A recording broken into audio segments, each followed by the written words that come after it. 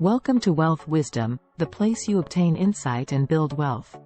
If you are interested in this topic, please consider subscribe.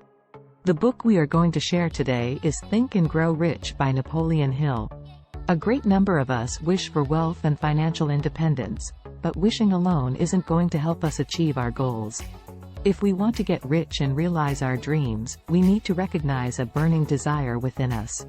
For instance, even after more than 10,000 failed experiments, Thomas Edison could not be shaken from his goal of inventing an electric light source. He was, plain and simple, driven by the desire to make his dream come true. And, after years of hard work, he did just that when he invented the light bulb. Writer Fannie Hurst had a similar experience. She had to suffer over 36 rejections before a single one of her short stories was published in a newspaper. From then on, her career as a successful novelist and playwright took off. Her burning desire had proven stronger than the frustration she felt about being rejected, and she ultimately met with success. So, it's essential for those of us who want to be successful to examine our own personal attitude towards setting our goals and dreams. How do we feel about our goals and dreams? Are they only castles in the sky? Or is our burning desire strong enough to make them come true one day? Goal setting and detailed planning are the basis of every achievement. Every success story begins with people who know what they want to achieve. So before you begin chasing after any old dream, you should start by defining your own personal goal as precisely as you can. For example, if you want to get rich, you should decide precisely how much money you want to make. Additionally, you must have a clear understanding of when you want to achieve your goal and what you're prepared to invest to accomplish it. Because setting a specific goal is pointless if it's floating in some indeterminate future where you'll only ever be able to pursue it half-heartedly. It's also important to come up with a plan that outlines every step you'll need to take until the realization of your goal. And once you have a plan, get cracking. Don't waste another minute. The following method comes in handy if you want to make sure that your desire for success is anchored deeply enough in your own thoughts and actions. First, write down your goal and your detailed plan for achieving it. Then, read it aloud twice every day, once in the morning after you get up and once every night before going to bed. Follow these recommendations and it'll make it a lot easier for you to get rich, or make any other dream come true. Successful people have an unwavering faith in themselves. Having an unwavering faith in yourself is a way of making sure that you can, and will, achieve your goals. You can only achieve success if it's based on self-confidence and an unwavering faith in yourself. No wealth has ever been acquired, no faraway continents ever discovered, nothing ever invented without this faith as its basis. One paradigmatic example of the power of faith was Mahatma Gandhi.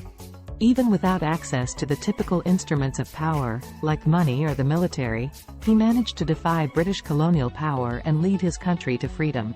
The only backing he had was his unbending belief that he could exercise an influence so great upon his fellow countrymen that they would stand up for their common goals.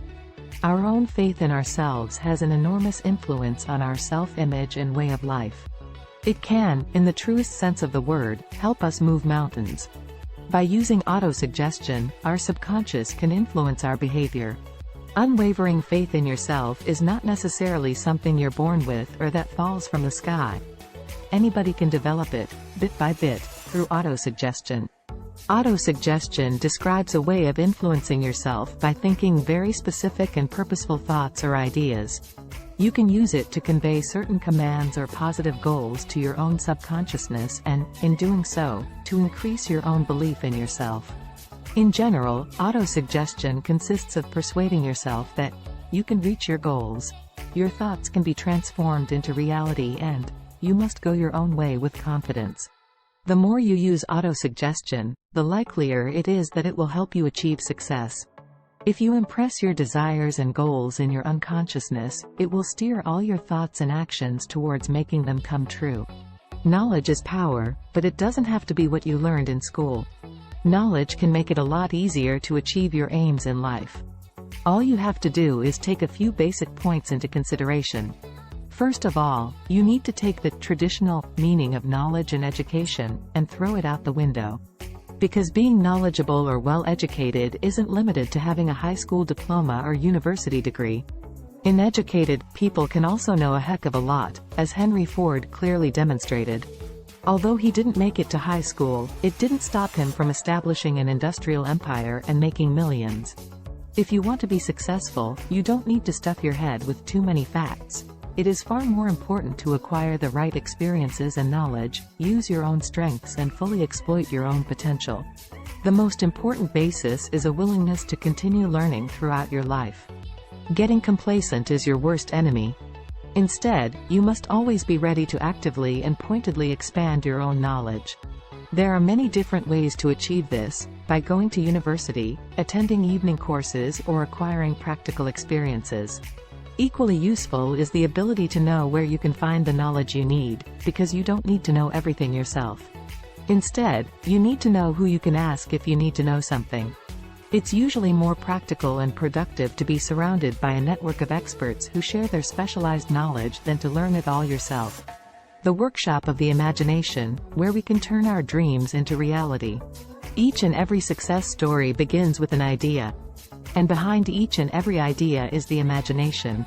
It is, essentially, the creative workshop of our minds that transforms our dreams into ideas and our ideas into reality. This imaginative ability has two different forms: the creative imagination and the synthetic imagination. By using our creative imagination, we are able to come up with completely new things. Ingenious composers, visual artists and writers use this function to create works unlike anything made before. The synthetic imagination, by contrast, rearranges old ideas into new combinations.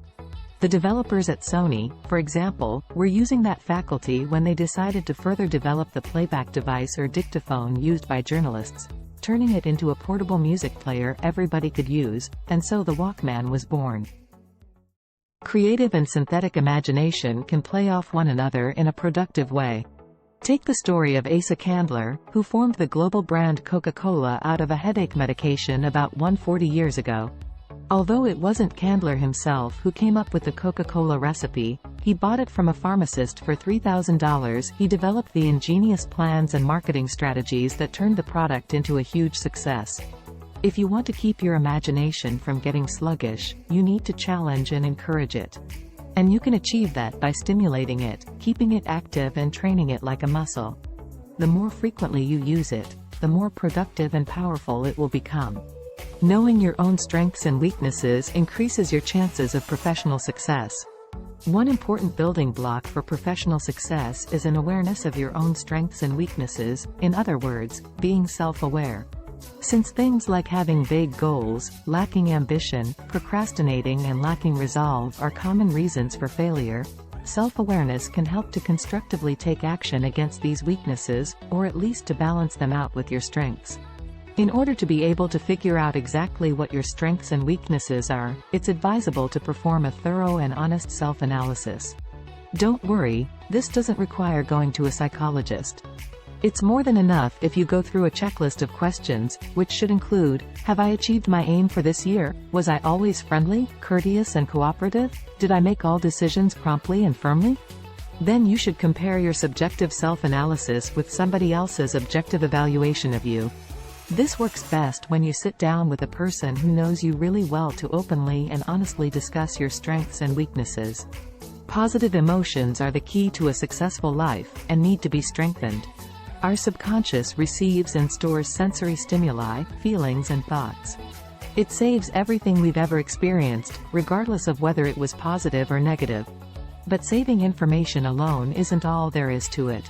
Our subconscious is also constantly exercising its influence on our actions. It can shape us positively, endowing us with strength and enterprise, but it can also shape us negatively, misleading us into despondency and pessimism.